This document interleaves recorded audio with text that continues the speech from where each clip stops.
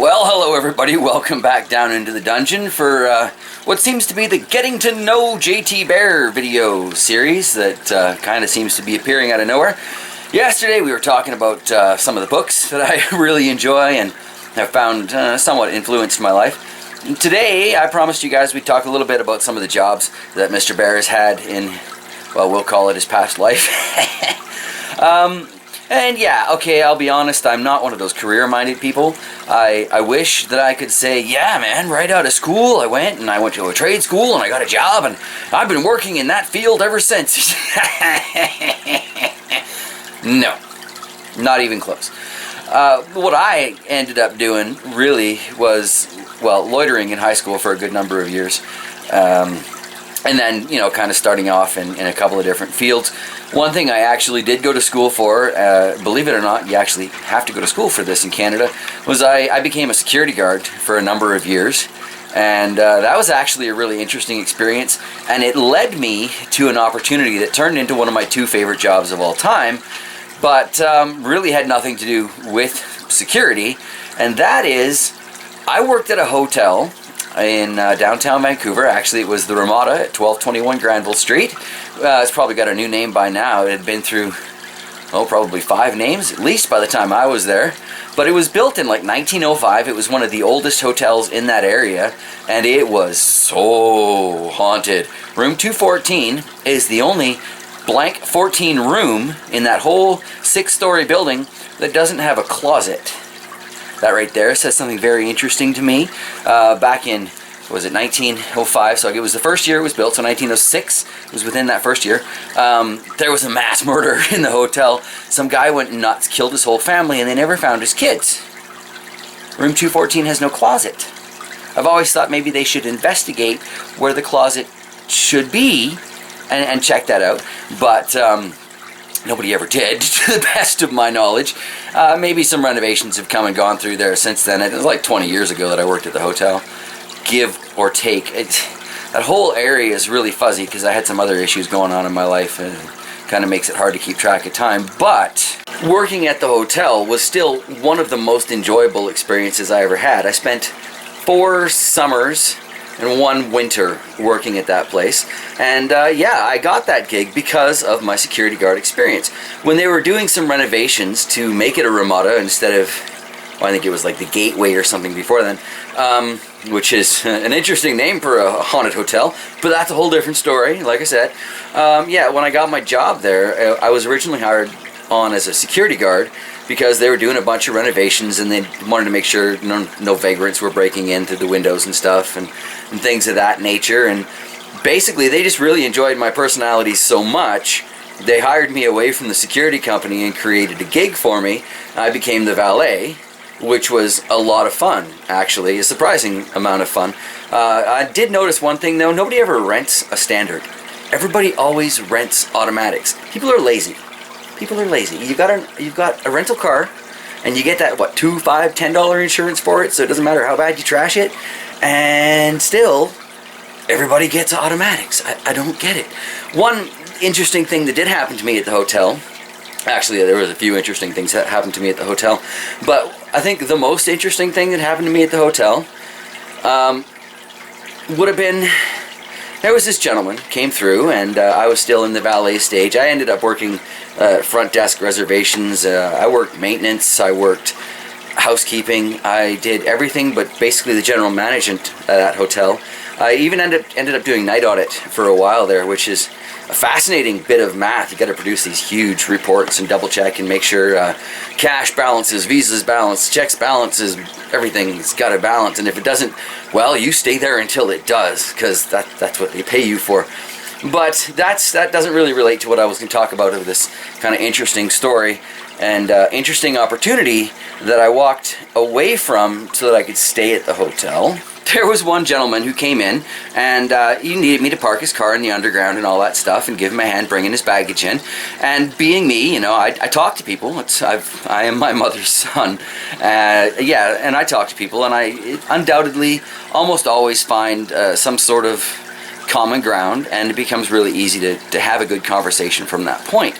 Anyway, this gentleman was telling me that he was headed down to California to start an interesting sort of an online store, and he really liked my attitude. He thought I was a great person and I would be a great member for their team, and even though their company wasn't really officially formed yet, would I be interested in joining a little online business called Amazon? And I thought to myself, well, that's interesting, but online shopping is this really weird experience right now, and I'm pretty sure my wife, and this was still during the start of marriage, would not be cool with me. Well, guess what? Maybe we're going to California because I met some dude at the hotel. Now, years and years later, I can't help but look back and think, you know, if I had a time machine, I'd probably go slap that kid in the parking lot, because Amazon kind of grew to be a rather sizable company, didn't it? And I had ground floor opportunity, literally based on nothing more than my winning personality. You know, I've told a few people that story over the years. People don't believe me, but it's totally true. And yeah, it was a great opportunity, but you know, I wasn't prepared to walk away from what I had going at the time, so I never did anything with it. But I have kicked myself many, many times because of it. I think probably the second most interesting thing that happened to me at the hotel, it's kind of along those lines, is there were these two old ladies. Every year, they would come back and they'd stay at the hotel for about a week and, you know, fart around in town, and then they'd, you know, take off on their cruise ship for like a month or whatever, and then they'd spend another week at the hotel and go back to whatever their lives were. And we're talking about a couple of really fun-loving ladies, okay? But one time, when they were just about to head off on the cruise, they're like, so, would you boys, because they were talking to me and the gentleman I was working with that day, who also had a great personality, and I actually very much miss working with him, but his name is none of your business. Would you boys like to join us on the cruise? We could use some dance partners. I was 20-something. They were like 70-something. And I had this crazy feeling that it wasn't standing up dancing that they were looking to pay us for. So I declined. Again, I blamed the wife for that one, but it was entirely my own choice. It's like, no, I don't think the wife would appreciate that, but I'm really, really flattered that you would want to take me along. What about you? Do you want to go? No, he didn't go either. So, you know, that was an interesting thing. I worked, like I said, at the hotel for a number of years, and it was a lot of fun. Because of those kind of experiences, because I got to meet, you know, a lot of different bands. Smash Mouth stayed at the hotel. Those guys were actually really cool. They were very respectful of us employees at the hotel. They were very respectful of the rooms. Housekeeping got really nice tips from each one of them, and it was just, they're a good group of guys. I have, you know, absolutely no problem saying positive things about those guys. The band members from Jellystone, on the other hand, I'm not going to get into, because in theory, I might offend someone. Maybe like the two people that listen to their one song. But I don't want to offend anybody. That's not the point and purpose of this channel. That's more of an LBS thing on Blondeco, which I don't really do because I was afraid of losing ad status, but they're taking it away from Blondeco anyway, so I might just have a few more things to say on the Let's Be Serious or Less Bullshite show, aka the LBS show.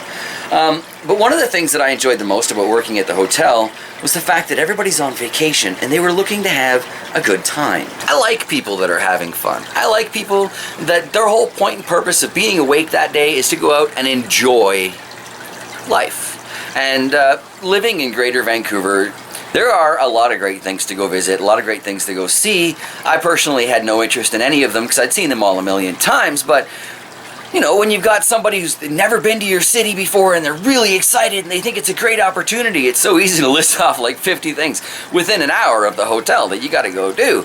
And it was just a lot of fun because my job was basically to make sure that these people were having a good time. And yeah, that is something I felt good about when I went to work. I'd feel good about that. I didn't necessarily feel good about going to work as a security guard before that gig at the hotel. And I never did any security after that gig at the hotel because I learned how much I didn't enjoy it, really. But it was a really, really interesting experience. Some people are built for customer service. Apparently, I am one of these people. I'm not terribly surprised by that. I was raised by my family to think of myself as a servant of the people. So that was just a natural fit for me. The other job that I super enjoyed, and I mean, I'm talking, I had stupid amounts of fun at this job, was actually being a barista at Starbucks. They treat their employees fairly well as long as their employees are reasonable people and behave within a professional outline, we'll say. So I got to go to work and get just jacked on caffeine with the excuse of I'm testing the espresso shots to make sure they're up to quality. So yeah, by the time we opened the doors, I was normally like 9-10 shots into being awake. I was jacked and I'm sitting there going, "Hi, how are you today? It's great to see you. You know, I know exactly what you're looking for." And it was just so much fun. People really seemed to enjoy me all whacked out on caffeine, just having a good time, trying to make sure everybody's happy. I did actually fairly well at that job. Within like 18, 19 months, I ended up managing a Starbucks kiosk at a not actual Starbucks location. It was like a franchise inside a Safeway, but that ended up sucking more than just a little bit, because that's where I learned that you cannot manage union employees that have more seniority over you, regardless of how much knowledge you have about what they're supposed to be doing. They're not going to listen because you don't have any seniority. They don't have to listen. That would be one of the reasons Mr. Bear is not a huge fan of unions. There are others, but that's one of them. So working at the Starbucks was a great opportunity for me. I got to save a lot of money. I got to meet a lot of really interesting people, and I got to genuinely have fun for pay. You can't really go wrong with a situation like that. And honestly, one of my wishes for everybody out there is, if you have to have a job, I pray that you find a job that you enjoy even half as much as I enjoyed working at the hotel or I enjoyed working at Starbucks. It's good to go to work and feel good about what you're doing. It's good to come home from work and still feel good about who you are as a person. And I don't know about you, but I have had jobs where I didn't necessarily feel good about myself as a person at the end of the day. Security would be an excellent example of that. Now, I was lucky because I am somewhat gifted with gab. My mom used to say I had a silver tongue, or often said I had the gift of the Blarney Stone about me. I'm still not entirely sure what that means. I think it kind of means I'm really good at BSing. Not sure. Unfortunately, she's passed now, so I never did get clarification on that. But yeah, there are a lot of times in security when, unfortunately, people are kind of just prone towards getting physical because they feel that's their job, and it's not.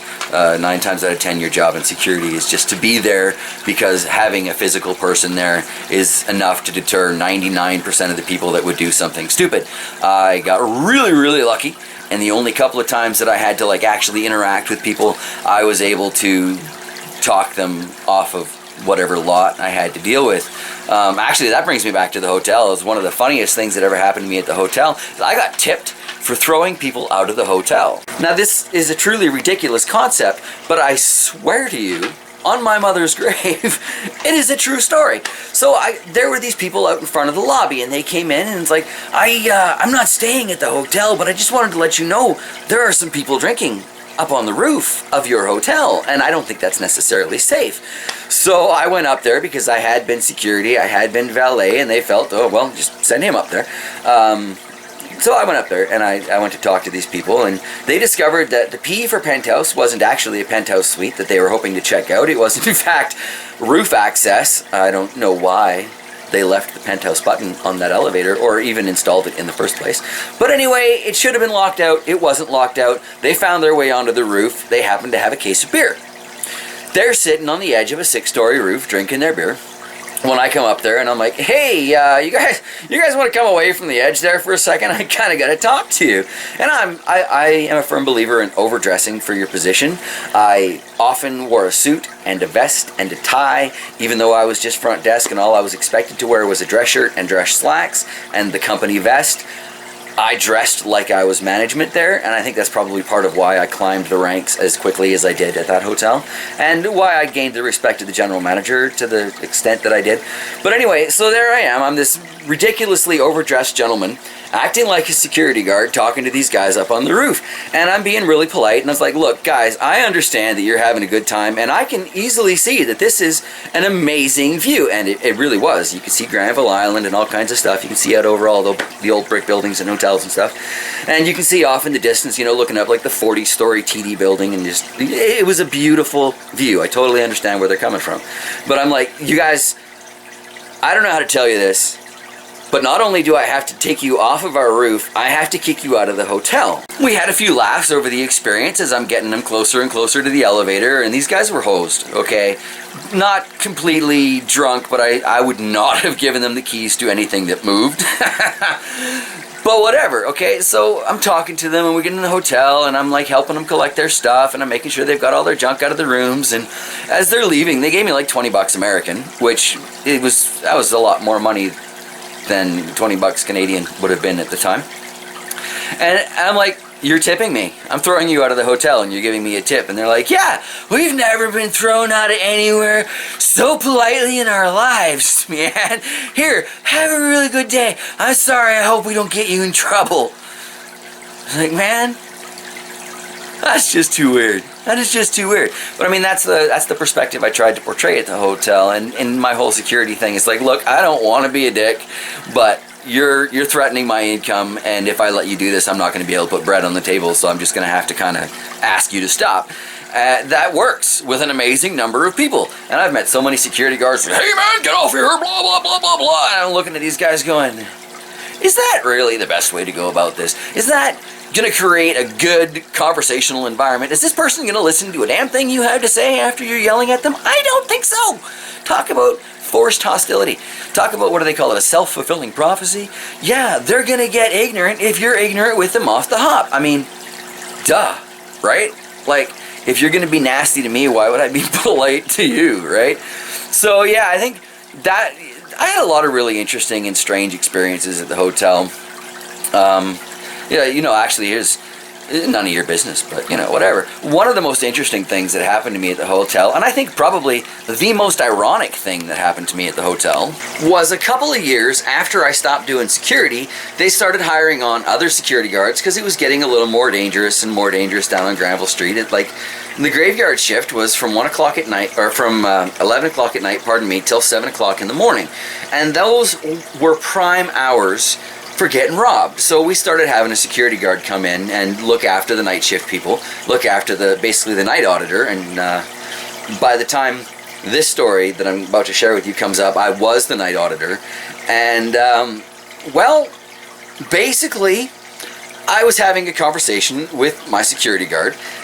He didn't necessarily care for the tone that I used, and when I went back to work, he hopped over the counter and beat the living snot out of me, left my blood everywhere, and, basically left for dead and took off. And I can smile about that now for a couple of reasons. A, when I was a security guard, I would never have done that. I find it kind of ironic that it happened to me from someone who essentially filled the job that I was brought into the hotel for. So that was very ironic. But I learned a lot about myself that day. For example, when I woke up and I looked around, and I was seeing my blood everywhere, what's the first thing I do? Did I call 911 like a reasonable, logical person with a sense of self-preservation would? No, I took all the cash out of the till and I hid it. I hid it deep and dark. I hid it so dark that when they were finished fixing me up at the hospital, I had to come back and show the manager where it was, because they actually thought that the security guard had robbed us. But they hadn't. I stashed the money good, okay? The second thing I did was I called the young lady who was supposed to relieve me in the morning, because it was only like 3 hours until her shift started, and I'm like, I need to let you know that if you could come in sooner, it would be great. And I probably sounded so drunk on the phone, because when you lose a lot of blood and you've had some head injuries, you don't talk quite the same as you used to ever again. Really, I've never been quite the same after that. But I called her, and she came in, and then I'm like, I should call the wife. So I called my wife and I let her know that I was probably going to be a little bit late, and I explained to her why, and she's asking me on the phone, she's like, have you called the ambulance yet? I'm like, oh shit, no. I should do that. So I'm calling the ambulance. And they finally get there. It wasn't far from the hotel to the hospital, but they finally get there. Oh, my camera says 4 minutes left. So they get there, and while they're trying to deal with me, I've got this young couple that I had set an alarm call for earlier. They had a 5:30 flight they had to catch or something, and they needed to check out. Like, they desperately needed to check out. And I'm sitting here arguing with the ambulance guys. It's like, no, you don't understand. This is really important. These people need to check out. They've got a flight. I can do this. It's a checkout. I can do this in my sleep. And they're like, no, just sit down and don't even worry about it. And then even the customers, right, the young couple, they're like, no, it's okay. We're fine. We can catch another flight. We can do this over the internet or over the phone later. And I'm like, no, don't worry about it. Be 5 minutes. I can take care of this for you. And yeah, it was just, I learned a lot about myself that day. Like I might have said earlier, I'm not entirely sure because my camera's flashing a warning at me, so I'm feeling a little pressured here. But I learned that I actually have a much higher work ethic than I had ever thought I had. And I learned that, you know, when it comes right down to it, I probably need to call an ambulance first in those situations. But at the end of the day, you know, everything was fine. Nothing was really screwed up except me. I mean, I lost a brand new $100 shirt. That I'm still a little bit upset about. That was a beautiful, collarless, nice button. It was a beautiful shirt. I wore it once that day. And that was it. Trash. The ambulance guys cut it off. It was bloodstained. It would never have been the same again. So, yeah. Okay, so the camera is now telling me I've only got 2 minutes left, 3 minutes left. It's giving me a little flashing battery in the middle that I hope doesn't come up in the video that I'm filming here. So I'm going to wrap this up. I hope this wasn't too random and weird, but there you go. There's a couple of the things that Mr. Bear has done for cash in the past. And yeah, I have no idea where this Getting to Know You series could take us from here, but it's getting interesting. I'm fascinated by how much I am willing to share with complete strangers on this channel. But a lot of you I don't really think of as strangers. The truth of the matter is a lot of you I think of as friends, and then there's a whole other group inside that group that I think of as family. So on that note, I'm going to go before this kind of closes off on me. I will see you tomorrow for our regular Sunday look around the gardens, and it's flashing faster, so in case this clip isn't there, I hope this clip is there. I talk to you tomorrow. Goodbye!